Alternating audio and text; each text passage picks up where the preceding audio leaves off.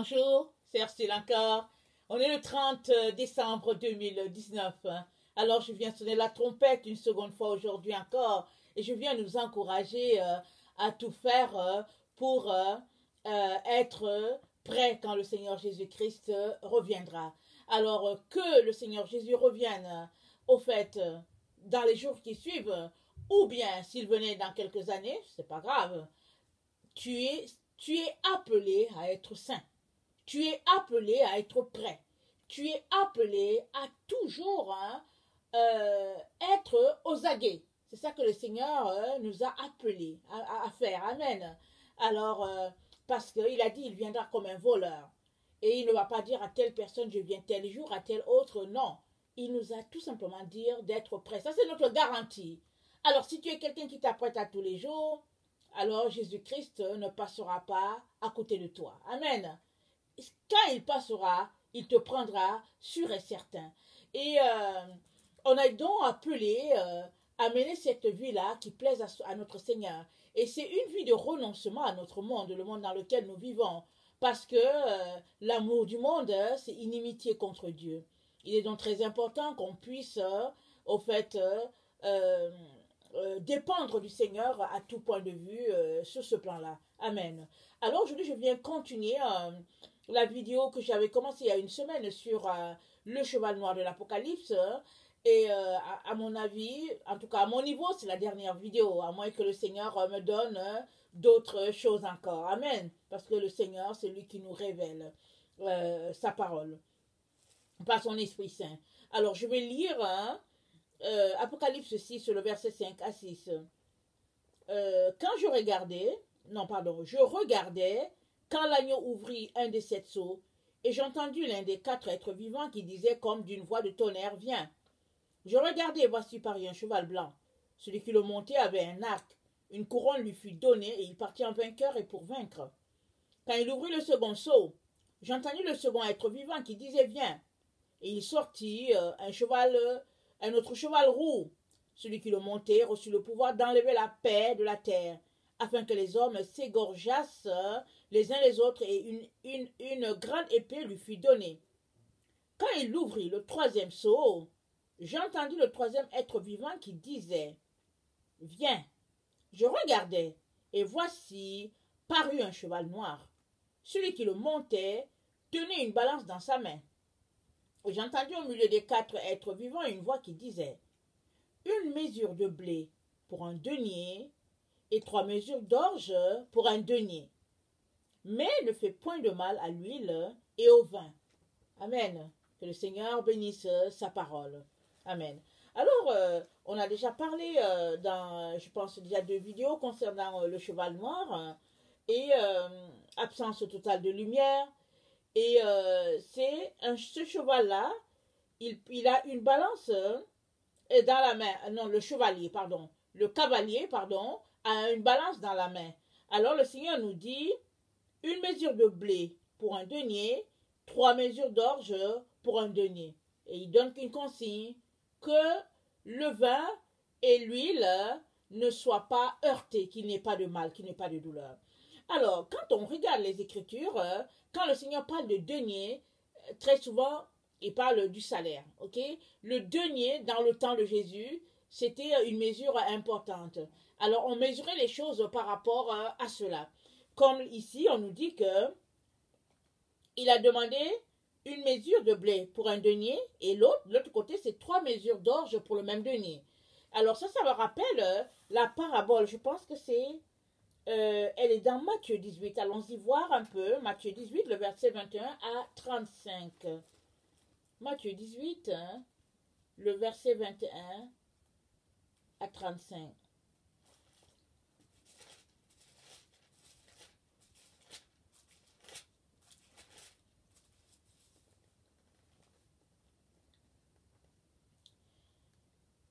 Alors Pierre s'approcha et lui dit, Seigneur, combien de fois pardonnerai-je à mon frère lorsqu'il péchera contre moi? Serait-ce jusqu'à 7 fois?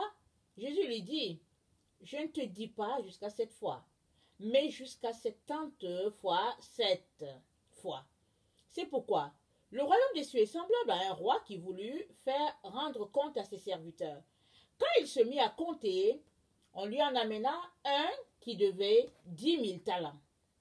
Comme il n'avait pas de quoi payer, son maître ordonna qu'il fût vendu, lui, sa femme, ses enfants, et tout ce qu'il avait, et que la dette fût acquittée. Le serviteur se jeta à terre, se prosterna devant lui, et dit, « Seigneur, aie patience envers moi, je te payerai tout. » Ému de compassion, le maître de ce serviteur le laissa aller et lui remit la dette. Après qu'il fut sorti, ce serviteur rencontra un de ses compagnons qui lui devait 100 deniers.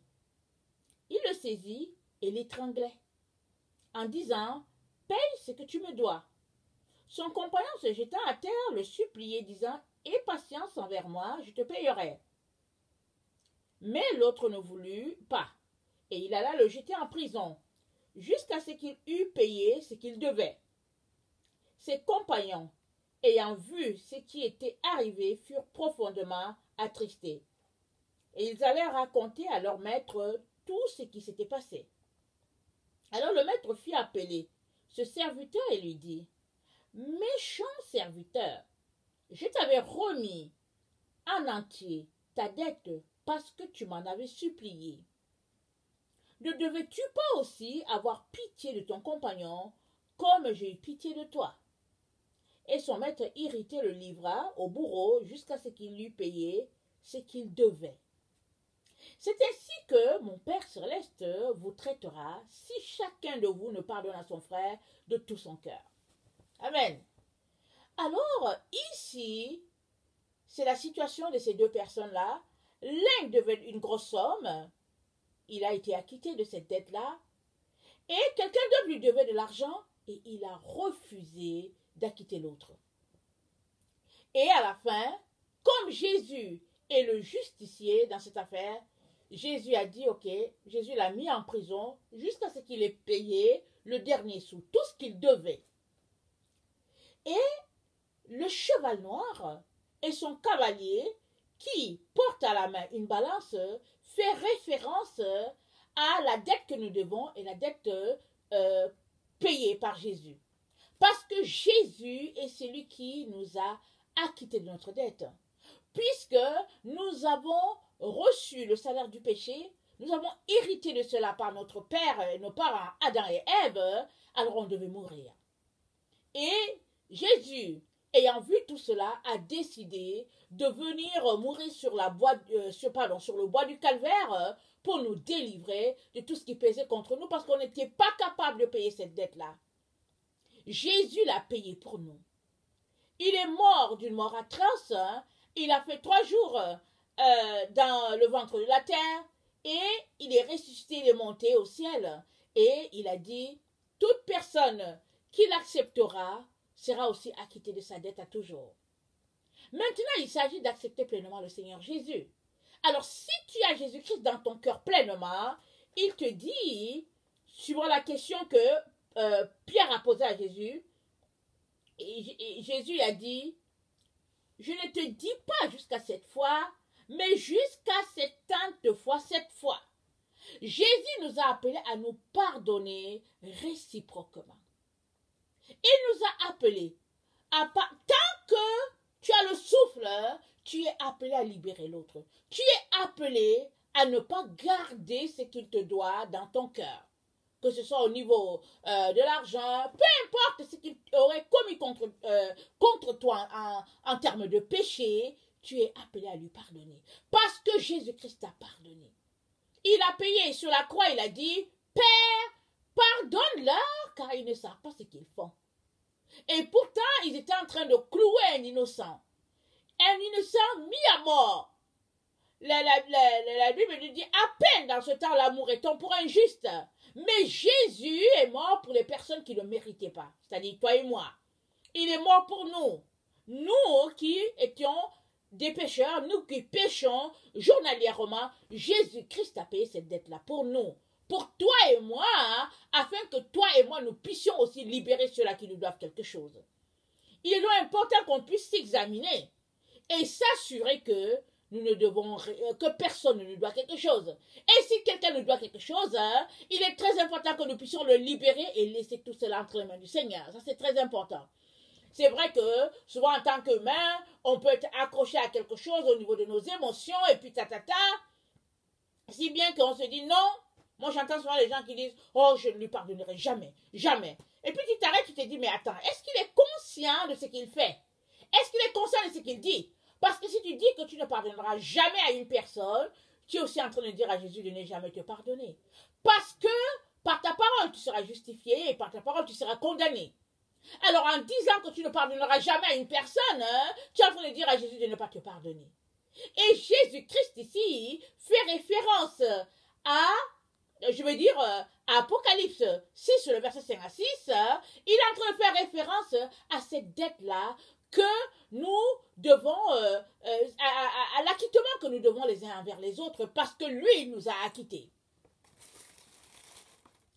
Et le cheval noir, au fait, il sera très très actif au moment où l'épouse sera enlevée. Quand ceux-là, en tout cas, qui se réclament de Jésus-Christ aujourd'hui, quand ils se rendront compte que, au fait, ils ont été laissés parce qu'il y avait peut-être quelque chose qui n'allait pas dans leur vie, c'est là que, au fait, certains vont vraiment rentrer en eux-mêmes et se repentir devant Dieu, et puis d'autres aussi vont piquer une colère, ils vont dire, je faisais ceci, je faisais cela, j'ai tout fait, toute ma vie, je l'ai donné à Jésus, et Jésus m'a laissé, et ils vont carrément se tourner vers l'ennemi, vers le diable, vers l'antichrist et tout cela. Et Jésus-Christ, en faisant référence avec ce cheval noir-là, il nous envoie le signal d'abord que absence totale de lumière, absence d'esprit de Dieu, et finalement, Jésus nous envoie il nous dit dans ce verset-là, il est en train de nous dire que lui-même, Jésus-Christ, va assurer que la dette soit payée et qu'elle soit remboursée correctement, comme ce qu'on vient de lire dans Matthieu 18. Parce que ce monsieur-là, il devait une grosse somme à son maître. Son maître l'en a acquitté. Et il n'a pas été capable de libérer quelqu'un d'autre qui lui devait un montant minime. Et c'est dit dans le verset 35, c'est ainsi que mon Père Céleste vous traitera à chacun de vous. Non, c'est ainsi que mon Père Céleste vous traitera si chacun de vous ne pardonne à son frère de tout son cœur. Et il dit, le verset 34, allons-y au verset 33. Ne devrais-tu pas aussi avoir pitié de ton compagnon comme j'ai eu pitié de toi? Et son maître, irrité, le livra au bourreau jusqu'à ce qu'il lui payait tout ce qu'il devait. Vous savez, il n'y a que Jésus qui sait qui sont ses vrais enfants. Dans la maison du Père, comme il a dit, il y a des vases d'honneur, il y a aussi des vases d'huile. Dans la maison de Dieu, il y a les vrais enfants de Dieu, il y a aussi les loups. Ils sont remplis dans la maison de Dieu. Ils portent tous des habits blancs aux yeux du monde. Mais Jésus seul sait qui porte effectivement un habit blanc et qui ne le porte pas. Les loups, dans l'église, ils font du bruit. Ils font du tonneau. Ils font du bruit. En tout cas, ils font du bruit. De toutes les manières, on est dans le temps où, pour se faire valoriser, il faut faire du bruit. Alors, ils parlent fort, ils viennent, ils se font passer pour des personnes qu'ils connaissent. Quand ils prêchent, ils font rire les gens. Quand ils passent, les gens ont peur d'eux, etc., etc. Ça, c'est le loup. C'est ça qu'il fait. Mais, la brebis, elle sait que ce n'est pas elle le berger. Il y a un bon berger. La brebis passe incognito. Vraiment de manière très simple. Et elle s'attend à son maître. Et si Jésus n'ouvre pas tes yeux pour que tu puisses savoir qui est loup et qui est brebis dans une maison ou dans une église, tu ne sauras pas. Tu vas penser que tous sont les enfants de Dieu. Mais c'est à ce jour-là, le jour du jugement, le jour, pas le jugement dernier, le jour où certains seront laissés, que eux-mêmes vont réaliser que, ah, Seigneur, tu as été juste, hein? de me laisser parce que je n'étais pas correct, que les autres vont réaliser que, ah, lui, il a été laissé. Parce que Jésus-Christ nous a appelés à un certain type de vie. Alors, tu peux tromper les humains. Tu ne peux pas tromper Dieu. Tu ne peux pas tromper Jésus. Jésus sait qui marche effectivement selon lui, mais qui marche aussi selon les hommes. Qui est celui qui fait juste du bruit? Et puis qui se fait passer pour quelqu'un qui connaît, qui se fait passer pour, en tout cas, celui qui a de Dieu, qui est de Dieu. Il est donc très très important que nous puissions nous examiner chacun pour sa part et s'assurer que, au fait, la seule personne qui nous donne de tenir, c'est Dieu le Père. Et que nous devons tout à Dieu le Père. Ce n'est pas aux humains. Il y a des êtres humains, des personnes qui craignent les humains. Jésus a dit, maudit soit l'homme qui se confie en l'homme. Alors ces humains-là, tout ce qu'ils font, c'est pour satisfaire un autre humain. Tout ce qu'ils font, c'est pour être vus des êtres humains. Il y a des gens, ils lèchent les bottes des autres. Souvent, on est surpris, mais ça se passe dans l'église. Les gens lèchent les bottes des autres pour avoir un poste, comme si avoir un poste dans une église, c'est ça le ciel. Mais non, ce qui est important, c'est que ta vie et ta relation avec le Seigneur soient clean. Ce n'est pas le fait d'avoir un poste à l'église, d'enseigner à l'église ou bien d'avoir que quand tu passes, on te... Non, non, non. Tu peux faire ça, tu as beau faire ça et te retrouver à la fin, te faire dire par Jésus, je ne te connais pas, retire-toi de moi. Mais tu devrais trembler devant Jésus. C'est devant Jésus que tu devrais trembler, pas devant les hommes. Alors il y a des personnes qui sont prêtes à bafouer les autres parce que, au fait, elles lèchent les bottes des autres humains. Il est donc très important que tu t'assures que tu n'es pas en train de placer un humain au-dessus de Jésus. Parce que si pour le moment les humains ne voient pas, il y a un jour de jugement. Alléluia. Dieu voit tout. Il sait qui sont ses enfants, qui sont ses véritables serviteurs. Et il sait aussi qui sont les loups, les brebis, les loups et puis les mercenaires qui sont là dans la maison de Dieu se faisant passant pour les envoyés de Dieu. Et le cheval noir représente la dette payée. La dette que les gens vont se retrouver à payer à Jésus. Parce que Jésus a tout payé sur la croix, afin que toi et moi, nous puissions marcher dans la sainteté et dans la pureté devant notre Dieu. Jésus a tout payé pour que nous puissions être son reflet sur la terre. Ce n'est pas parce que tu dis que tu es le reflet de Jésus que tu l'es. C'est ta vie qui montre que tu es le reflet de Jésus ou pas. Alors, si maintenant les humains ne le voient pas, ils finiront par le voir. Amen. Un jour ou l'autre. C'est pourquoi ne nous pressons pas. Soyons patients. Laisse-toi insulter par les autres. Laisse-toi te manger la laine sur le dos. Laisse-les cracher sur toi. Laisse-les te mépriser. Alléluia. Laisse-les verser l'eau sur toi. Laisse-les. Ce jour-là, tout le monde saura, au fait, qui disait vrai et puis qui mentait. Tout le monde saura qui, au fait, avait la lumière de Jésus et puis qui avait les ténèbres. Alors, il y a un groupe dans la maison de Dieu qui va se retrouver là, vraiment à porter le cheval noir. C'est-à-dire à être représenté par ce cheval noir-là. Parce que Dieu ne fait exception de personne. Mais ce qu'un homme aura sémé, dit la Bible, il le mentionnera. Et Jésus-Christ dit, je ne connais pas le verset exactement, ça dit que on te mesurera avec, comment on appelle ça là, la mesure que tu te seras mesuré toi-même. Et on y ajoutera un peu, dit Seigneur Jésus. Alors, si tu as été bon envers ton frère, Jésus-Christ va te mesurer avec la même mesure, cette mesure-là d'une valeur céleste, et il va ajouter un peu, amen, comme un cadeau, alléluia. Mais si tu es aussi comporté méchamment envers ton frère, Jésus-Christ aussi va mesurer dans l'autre sens, et il va ajouter encore aussi dans l'autre sens. Et je suis sûre que tu n'aimerais pas cela. C'est pourquoi aujourd'hui, si nous entendons sa voix, n'endurcissons pas nos cœurs. Changeons nos vies aujourd'hui déjà. Décidons de vraiment marcher selon la sainteté et la pureté de Dieu. Décidons de marcher selon ce qu'il nous recommande.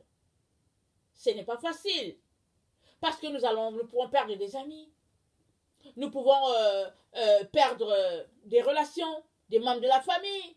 Mais Jésus-Christ a dit quoi? Il a dit, si tu aimes ton père et ta mère plus que moi, tu n'es pas digne de moi. Si tu aimes ton frère et ta soeur plus que moi, tu n'es pas digne de moi. Et il a dit aussi, je ne suis pas venu apporter la paix, mais l'inimitié. Les gens d'une même maison seront ennemis.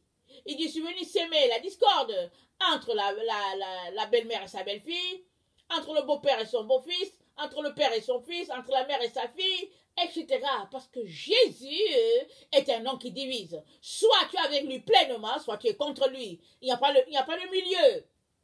Tu es appelé à choisir dès maintenant. Et si tu ne choisis pas, Jésus-Christ te dit que ça sera su. Parce que le cheval noir représente tout cela au fait qu'ils se font passer pour les vrais enfants de Dieu aujourd'hui. Ils se font passer pour les enfants, pour ceux qui sont corrects et tout. Et Jésus, celui qui a payé pour notre rachat, celui qui a payé pour nous, il dit aussi que ce jour-là, on saura. Amen.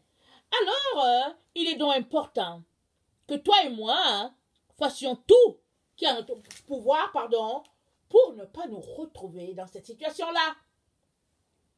J'aimerais ça qu'on lise... Attends, est-ce que c'était Matthieu 18? Oui, j'avais lu ça.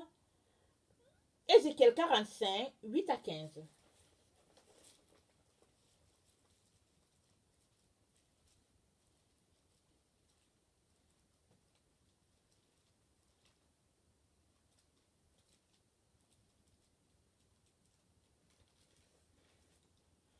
Ézéchiel 45, 8 à 15.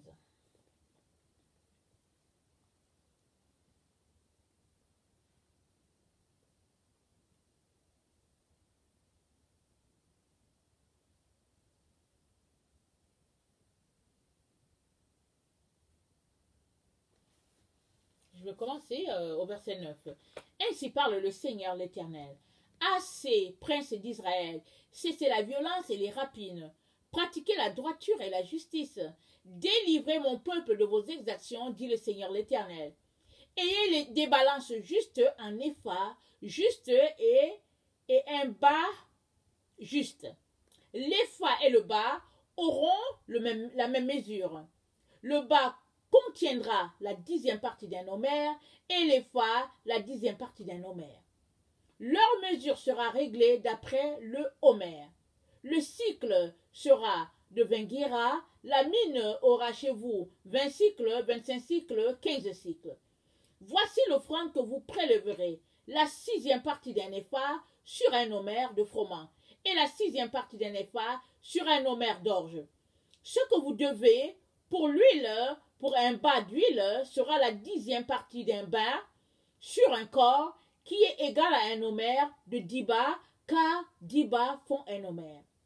Une brebis sur un troupeau de 200 dans le gras pâturage d'Israël sera donnée pour l'offrande, l'holocauste et le sacrifice d'action de grâce, afin de servir de victime expiatoire, dit le Seigneur l'Éternel. Tout le peuple du pays devra prélever cette offrande pour le prince d'Israël. Le prince sera chargé des holocaustes, des offrandes et des libations, aux fêtes, aux nouvelles lunes, au sabbat, à toutes les solennités de la maison d'Israël. Il offrira le sacrifice expiatoire, l'offrande, l'holocauste et le sacrifice d'action de grâce en expiation pour la maison d'Israël. Donc, Jésus-Christ, ou bien Dieu lui-même, a établi les mesures. Sur sa balance à lui, il sait tout ce que ça correspond. Ici, on parle d'Homère, on parle d'Homère, on parle d'Épha. C'est sûr qu'en notre temps, on ne sait pas à quoi ça correspond. En tout cas, moi, je ne sais pas à quoi ça correspond. Et puis même si on prenait les mesures en notre temps où on prenait le dollar, l'euro, le yen et tout cela, on a besoin de faire une étude pour savoir à combien ça correspond, etc., etc. Mais ce que nous devons comprendre, c'est que Dieu a établi lui-même déjà la balance. Et il sait ce que chacun est appelé à faire peser sur sa balance. Ton comportement est pesé sur la balance de l'Éternel.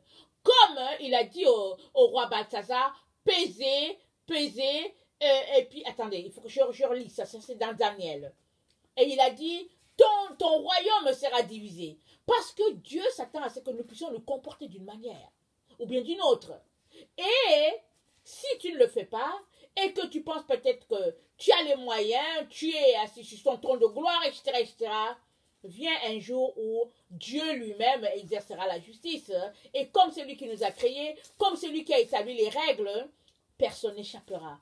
Parce qu'il est Dieu sur son trône, il sait ce que chacun vaut. Il est donc très important que, alors que nous sommes encore sur cette terre, alors que Jésus-Christ n'est pas encore venu, il est important que nous puissions régler les choses selon la balance du Seigneur.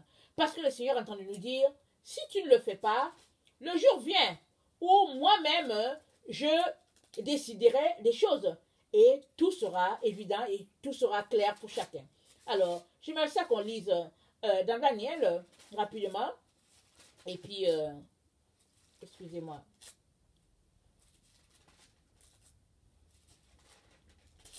Alors, c'est Daniel, au fait 5, le verset 25. Voici l'écriture qui a été tracée. Comptez, comptez, pesez et divisez. Et voici l'explication de ces mots. Comptez, Dieu a compté ton règne, il y a mis fin. Pesez, il a été pesé dans la balance et tu as été trouvé léger. Divisé, ton royaume sera divisé et donné aux Mèdes et aux Perses. Aussitôt, Belshazzar donna les ordres, et l'on revêtit Daniel de pourpre. On lui mit au cou un collier d'or et on publia qu'il aurait la 3e place dans le gouvernement du royaume. Cette même nuit, Belthazar, roi des Chaldéens, fut tué.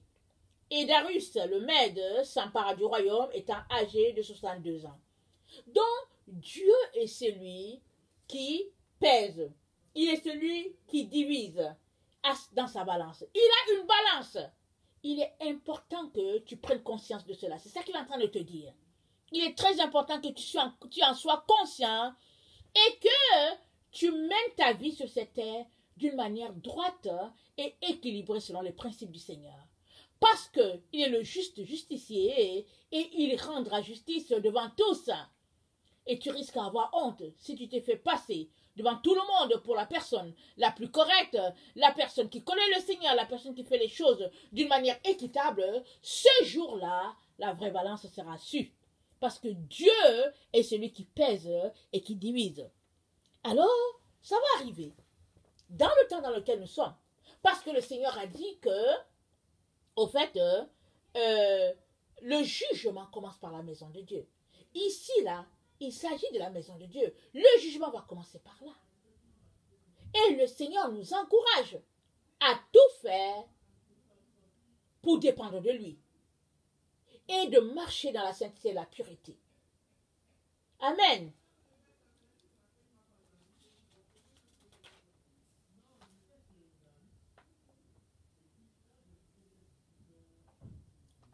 On va lire Matthieu 20, le verset 2. Attends, Matthieu 20.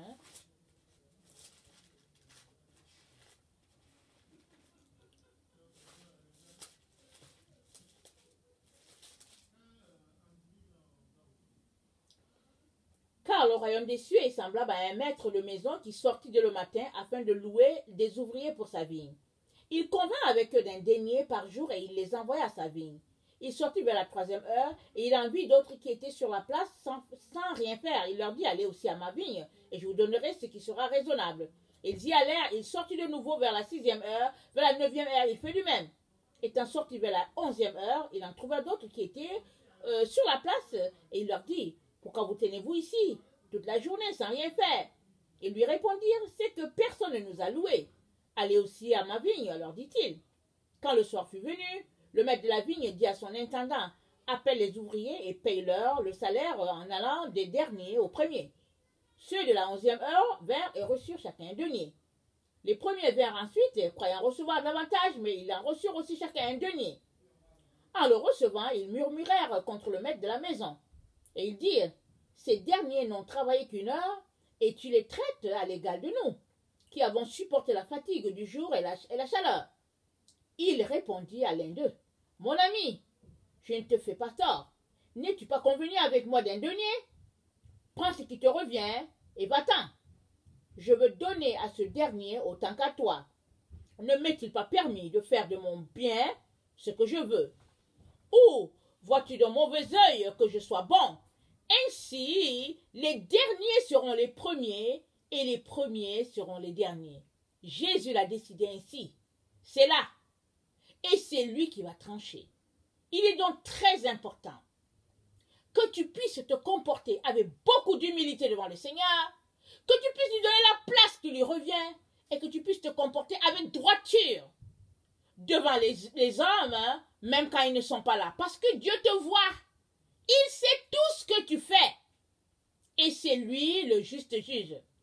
Voilà la référence au cheval noir de l'Apocalypse. C'est très très important. Amen.